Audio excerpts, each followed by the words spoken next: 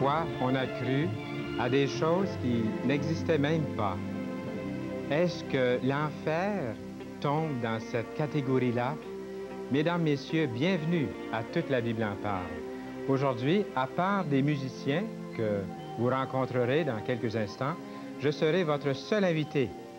On entend souvent dire « Tu es trop bon pour envoyer les gens en enfer. » Et c'est vrai, Dieu est bon. Mais outre la bonté de Dieu, il y a un autre aspect au caractère de Dieu. Il est juste et droit. Y avons-nous pensé à la justice de Dieu, à son intégrité, à sa perfection, à tout point? Il doit punir le péché. Et c'est pour cela que l'enfer a été créé. Dieu, il est vrai, ne prend pas plaisir à envoyer les gens en enfer. Dieu ne les y envoie pas.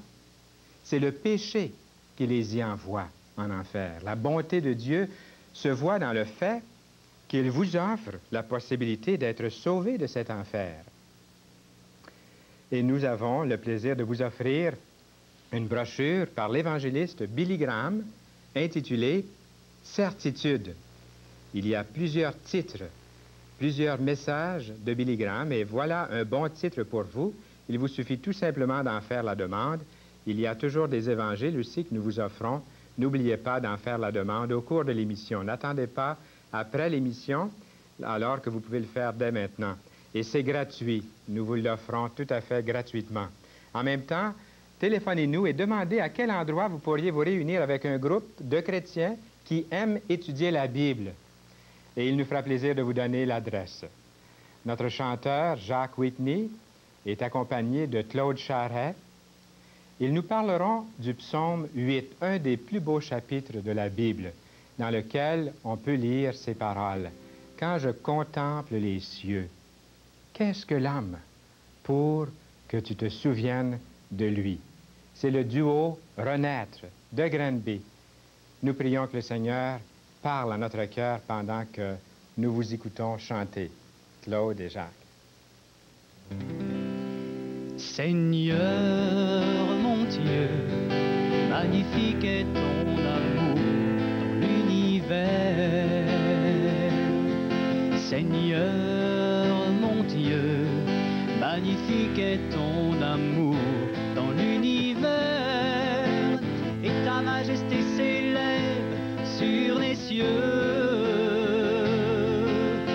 Par la voix des enfants, tu fondes ta gloire. Tes ennemis s'enfuient. Seigneur mon Dieu, magnifique est ton amour dans l'univers. Seigneur mon Dieu, magnifique est ton amour dans l'univers. Quand je contemple les cieux, œuvre de tes mains, la lune et les étoiles que tu créas, qui donc est l'homme pour te souvenir de lui, et le Fils de l'homme pour que tu penses à lui. Seigneur, je t'aime.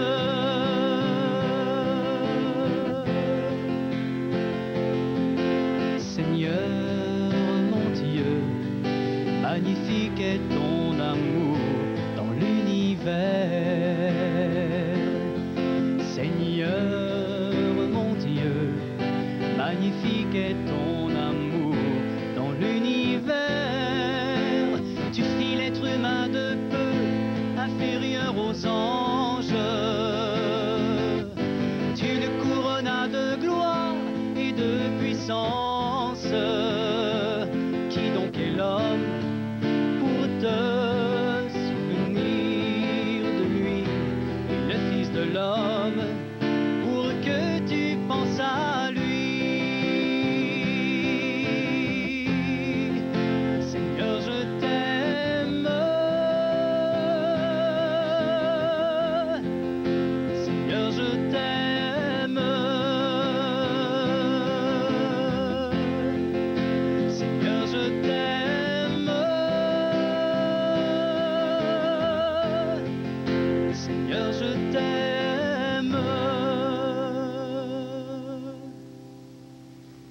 Merci beaucoup, Jacques et Claude, pour cette magnifique chanson de pouvoir se savoir aimer du Seigneur et puis de l'aimer de tout son cœur. C'est vraiment quelque chose aussi. Eh bien, j'aimerais vous inviter à nous appeler pendant qu'il est temps pour faire la demande de cette brochure Incertitude. J'ai l'air des fois à répéter souvent la même chose à l'émission, mais peut-être que vous venez tout juste de syntoniser et puis vous aimeriez savoir ce qui se passe. Vous avez le privilège de parler avec nous, de participer à l'émission, de nous téléphoner, de demander ces brochures qui vous sont offertes absolument gratuitement.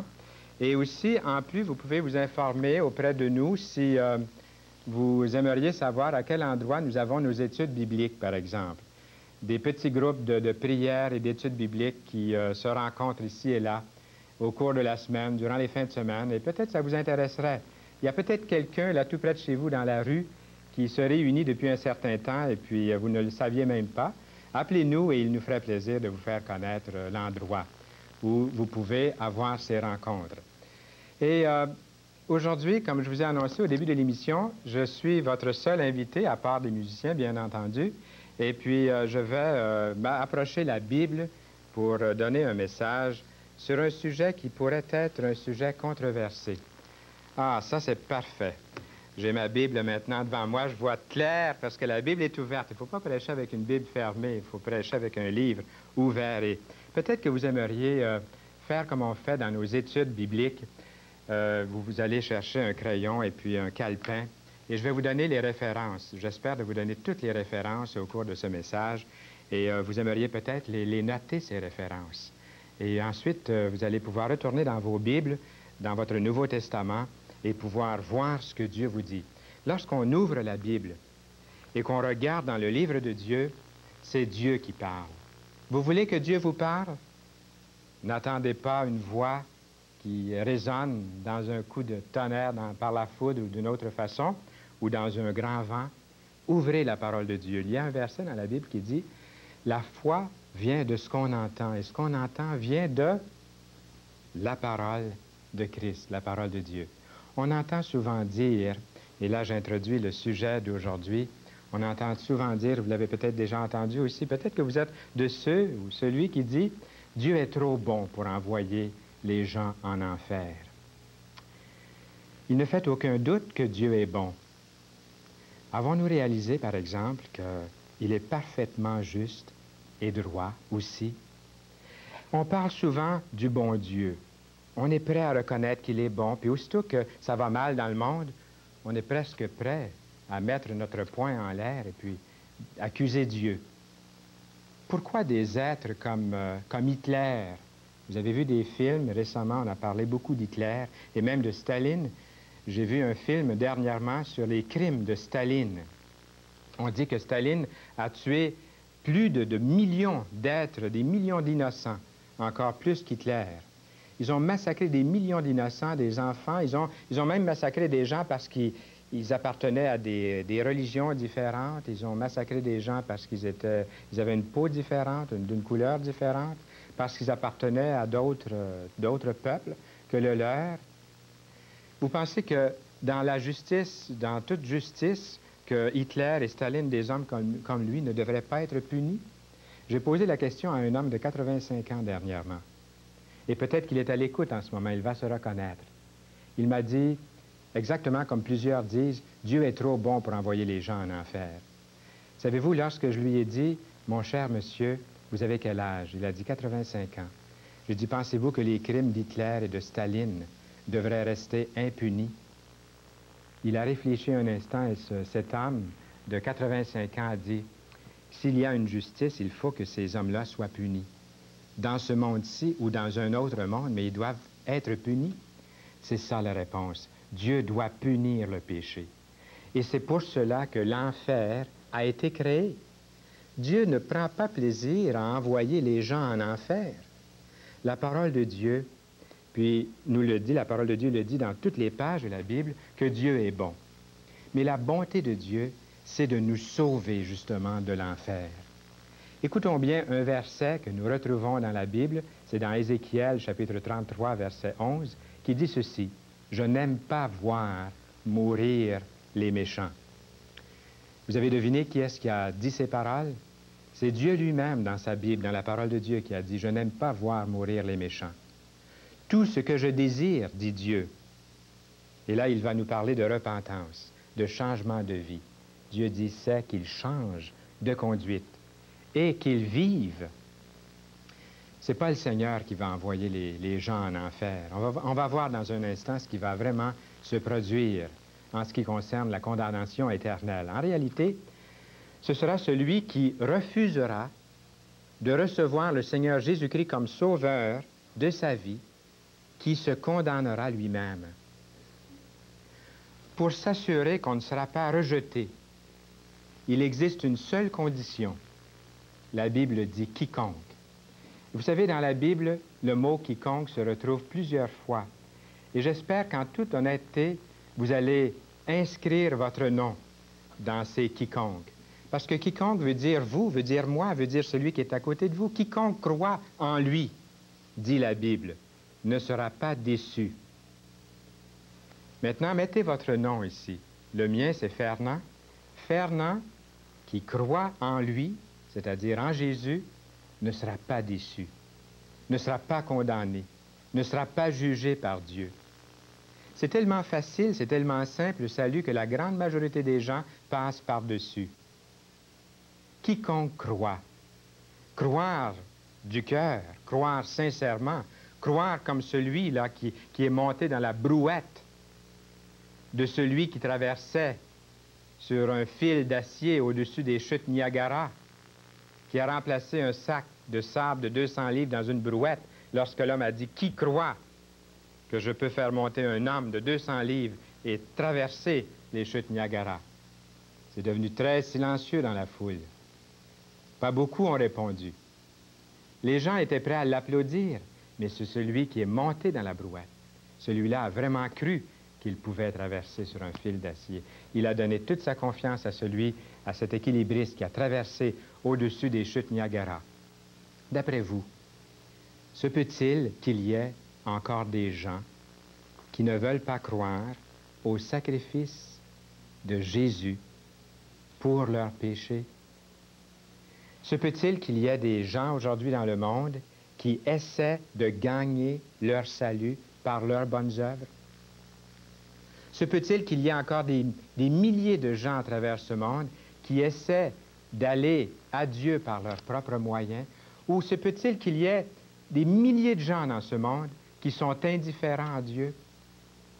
Se peut-il qu'il y ait des milliers de gens qui croient plutôt à l'évolution, qui, comme M. Grandjean disait dernièrement à l'émission Toute la Bible en parle, un de nos invités qui était ici, il dit bien des gens aiment mieux croire que leur grand-mère était une guenon. Bien, dit pas moi. J'aime mieux croire que Dieu est mon créateur. Bon, peut-être qu'on rit d'une chose pareille, mais Dieu nous aime, et Dieu a envoyé son Fils, et c'est ça le moyen de salut, le seul moyen de salut pour effacer notre péché. Le sang de Jésus-Christ nous purifie de tout péché. Écoutons ce que Jésus dit lui-même aux gens de sa génération. Jésus était ému dans son cœur lorsqu'il a dit à la foule, « Vous ne voulez pas venir à moi pour avoir la vie. » Dans Jean, chapitre 5, verset 40.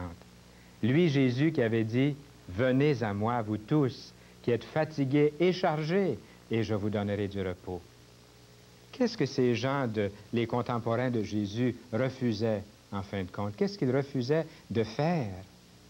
Ils refusaient tout simplement de venir à Jésus.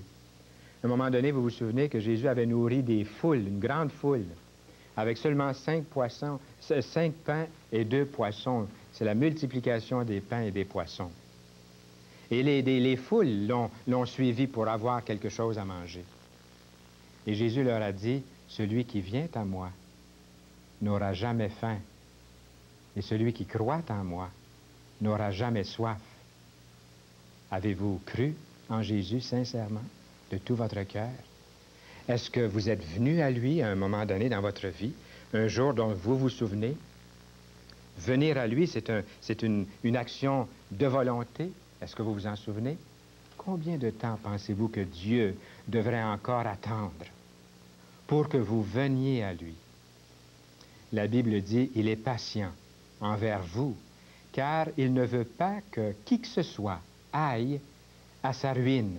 Il veut que tous aient l'occasion de se détourner du mal. C'est écrit dans la deuxième épître de Pierre, chapitre 3, et le verset 9. Sa patience aura un terme. Lorsque la Bible dit, il veut que tous aient l'occasion de se détourner du mal, qu'est-ce qu'il veut dire? De quoi parle-t-il? Il parle de la repentance. C'est un mot, en fait, qui veut dire se détourner de quelque chose qui ne nous a pas procuré la certitude et l'assurance de son salut. Il y a autre chose à cette vie que nous vivons, que ce soit dans l'abondance ou dans la pauvreté ou dans la misère, dans la souffrance, dans la maladie ou dans la joie, dans les plaisirs de ce monde. Il y a autre chose à la vie. Il y a la vraie vie, la vie en abondance. Quel est le premier pas à faire pour être sauvé de la condamnation éternelle? Jésus, s'adressant à des gens rebelles, un jour leur a parlé franchement. Parce que, voyez-vous, même si Jésus-Christ était le Fils de Dieu, il a rencontré des obstacles. Il y a eu dans l'auditoire des gens qui se moquaient de lui. Est-ce qu'il y a des gens dans l'auditoire aujourd'hui qui se moquent un peu du message? Il y en a eu du temps du Christ qui se sont moqués aussi. Il y en a eu qui étaient sérieux et qui ont entendu la parole de Dieu, et la parole de Dieu a eu un effet, un tel effet dans leur vie que leur vie a commencé à être transformée par l'amour de Jésus-Christ. Est-ce qu'il y a des gens comme ça dans l'auditoire? Je le crois. Un jour, s'adressant malheureusement à des gens rebelles, Jésus leur a dit, « Si vous ne changez pas de comportement, vous mourrez. » Vous voyez, aujourd'hui, on vit à une époque où il ne faut plus parler de l'enfer, il ne faut plus parler de la mort. Je plains souvent ceux qui sont mourants. Les vivants ne savent pas quoi dire aux mourants. Je visite des gens, des malades assez régulièrement, et des mourants aussi, et je leur parle de la mort. C'est naturel, autant que la naissance. Il faut leur parler de l'éternité. C'est beaucoup plus long que cette vie, ici-bas sur terre. Mais nous, les vivants, on aime faire des plans. On aime parler de l'avenir. On aime parler de ce qu'on a planifié pour dans 10 ans, 20 ans, 40 ans, comme si on était pour être ici pendant toute l'éternité. Savez-vous que dans 10, 20, 30, 40, dans 100 ans, tous les auditeurs qui sont là, la plupart ne seront plus là. Qu'est-ce que Jésus demande lorsqu'il dit, « Si vous ne changez pas de comportement, vous mourrez » dans Luc 13, verset 3. Il parle de changer de comportement, c'est-à-dire de se repentir. Et se repentir, c'est de se détourner de quelque chose, mais c'est de se tourner vers quelqu'un, vers une personne. Avez-vous remarqué, je n'ai pas dit se tourner vers une secte, je n'ai pas dit vers une philosophie. Il y en a en masse de ça. Il y en a tous les jours des nouvelles religions qui naissent dans le monde. Ce n'est pas ça que l'homme a besoin, ce n'est pas ça que vous avez besoin. Mais vous avez besoin d'une vraie personne qui vous aime. Vous ne serez plus jamais seul lorsque vous aurez rencontré cette personne dans votre vie. Nous avons eu des téléphones des fois, des gens qui ont pleuré. Je me souviens un jour lorsqu'une femme a pleuré, puis elle a dit, « Je suis terriblement seule. » Je lui ai dit, « Madame, si vous acceptez Jésus-Christ comme votre sauveur personnel, vous ne serez plus jamais seule. Je vous le garantis sur l'autorité de la parole de Dieu. » J'ai oublié cette femme, j'ai prié pendant un certain temps, je l'ai oubliée, puis un jour, elle m'a téléphoné, puis elle a dit, « Monsieur Saint-Louis, je suis la femme la plus heureuse de la terre. » Pourquoi? J'ai dit, « Madame. » Elle a dit, vous vous souvenez de la dame qui vous a appelé il y a quelque temps, et puis elle a dit qu'elle était seule et misérable et tout ça? Eh bien, j'ai accepté Jésus-Christ comme mon sauveur personnel. Je l'ai invité dans ma vie. Je suis venu à lui. C'est tellement simple, mais je l'ai fait. Et le Seigneur a honoré cette décision. Et elle a dit, aujourd'hui, j'ai été baptisée par immersion à l'Assemblée Maranatha, au coin de Saint-Denis et Saint-Zotique à Montréal. Si vous voulez aller voir ceux qui habitent dans le coin, allez voir. Le deuxième pas à faire, la Bible dit, les gens sans foi ni loi sont comme la mer agitée, incapables de se calmer, et dont les eaux rejettent toutes sortes de saletés. Le salut, a dit mon Dieu, n'est pas pour les gens sans foi ni loi. Dans Ésaïe 57, verset 21. Quelle est cette deuxième chose que Dieu demande? D'avoir la foi. La foi, c'est de croire qu'il a la capacité, qu'il a l'énergie, qu'il a la puissance, qu'il a le pouvoir de sauver. Lui qui a créé l'univers. Dieu a tant aimé le monde qu'il a donné son Fils unique. Lui qui a créé tous les univers, il a cette puissance, il a ce pouvoir. Eh bien, la foi, c'est de croire qu'il a ce pouvoir. La foi, c'est de croire aussi qu'il a le désir de vous sauver. Croyez-vous qu'il en a la capacité? Lui qui, Jésus, en voyant à Jérusalem, qui a dit, comme j'aurais voulu vous rassembler. Il a dit ça avec de l'émotion dans sa voix. Vous rassemblez comme une poule rassemble ses petits poussins autour d'elle sur ses ailes. Comme j'aurais voulu faire ça, dit Jésus. Il aimait la foule. Il aimait les individus dans la foule. Il vous aime aujourd'hui.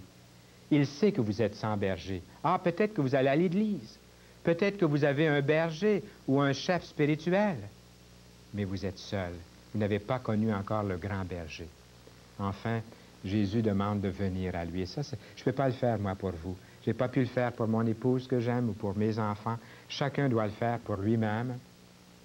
Et je vous rappelle, je répète pour la deuxième fois, ce verset lorsque Jésus dit « Venez à moi, vous tous qui êtes fatigués et chargés, qui êtes fatigués de porter un lourd fardeau, et je vous donnerai le repos. » C'est écrit dans Matthieu chapitre 11, verset 28.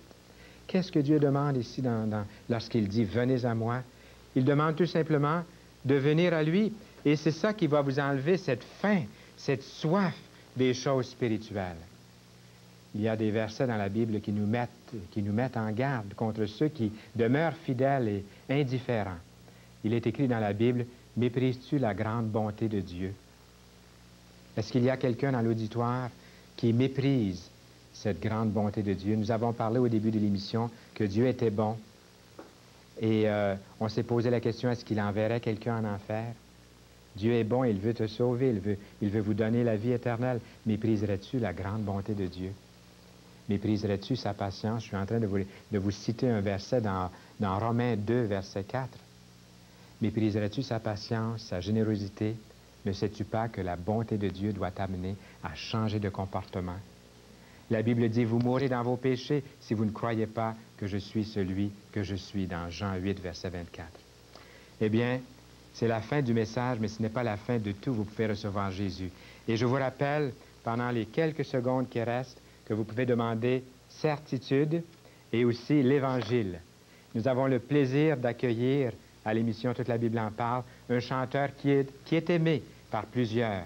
Et s'il y a des chrétiens dans l'auditoire, unissez-vous en prière de louange pour notre frère Jacques Whitney, qui a été malade, mais qui est à l'émission Toute la Bible en parle.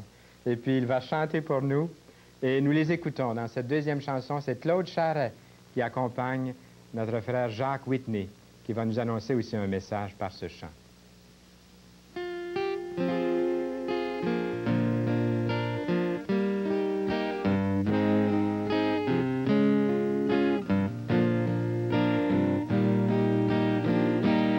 El Shaddai, El Shaddai, El Elyon Adonai. D'âge en âge, tu es le même, par le nom puissant que j'aime. El Shaddai, El Shaddai, Erkam Kana Adonai. Je te louerai où que j'aille, El Shaddai. Ton amour et ta bonté Abraham ont tout changé. La puissance de ta main dans la mer fit un chemin. À ceux que l'on méprisait, tu accordas tes bienfaits. Par ta grandeur, tu les as libérés. El Shaddai, El Shaddai, El Elyon Adonai. D'âge en âge, tu es le même, par le nom puissant que j'aime. El Shaddai, El Shaddai, Erkam Kana Adonai. Je te louerai où que j'aille, El Shaddai. Les années l'ont bien montré, Christ est venu en son temps, parmi ces gens aveuglés que tu as pourtant aimé. Ta parole, ton divin plan, pour eux n'était que du vent. Tu avais tout accompli par ton Fils donnant sa vie.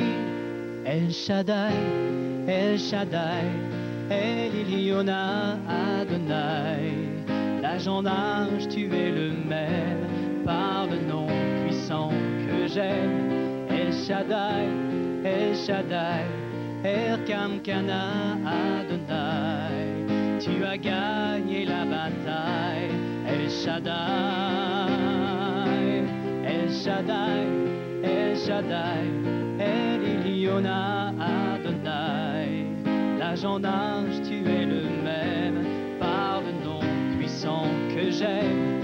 El Shaddai, El Shaddai, Erkamkana Adonai. Je te louerai où que j'aille, El Shaddai.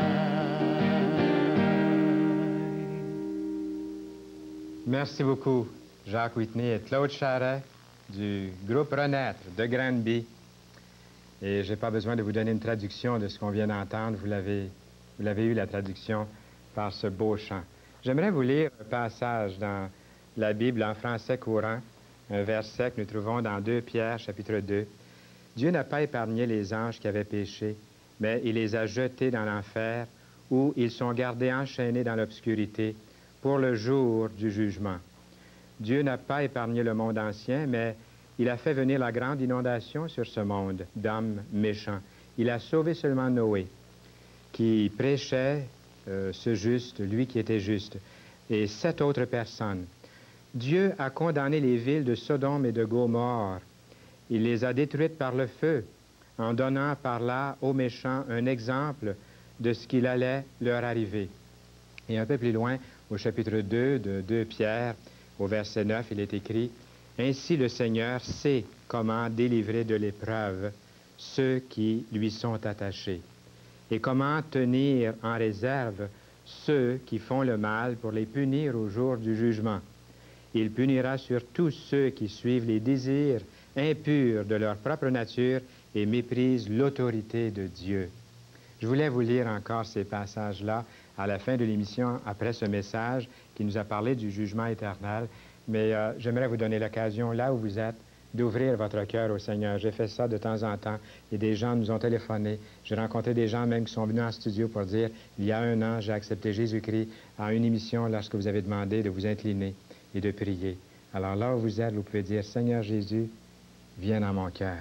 Je te reçois. Viens dans ma vie. Merci Jésus parce que tu acceptes mes péchés.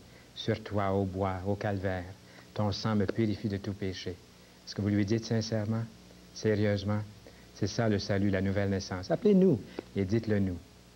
Eh bien, dès la prochaine émission, Jacques Whitney et Claude Charret du duo Renaître de Granby reviendront chanter pour nous. Et nos invités seront Claude et Solange Charret de Granby. Vous avez vu Claude, vous allez voir son épouse. Ils sont déjà venus à l'émission. Ils viendront nous partager de quelle façon ils ont appris à s'oublier eux-mêmes. Nous apprendrons en même temps qu'eux le secret du bonheur en s'oubliant soi-même. Et d'ici là, j'espère que vous allez mettre votre vie en règle avec le Seigneur. C'est Fernand Saint-Louis et toute l'équipe de toute la Bible en parle qui vous dit au revoir et à bientôt.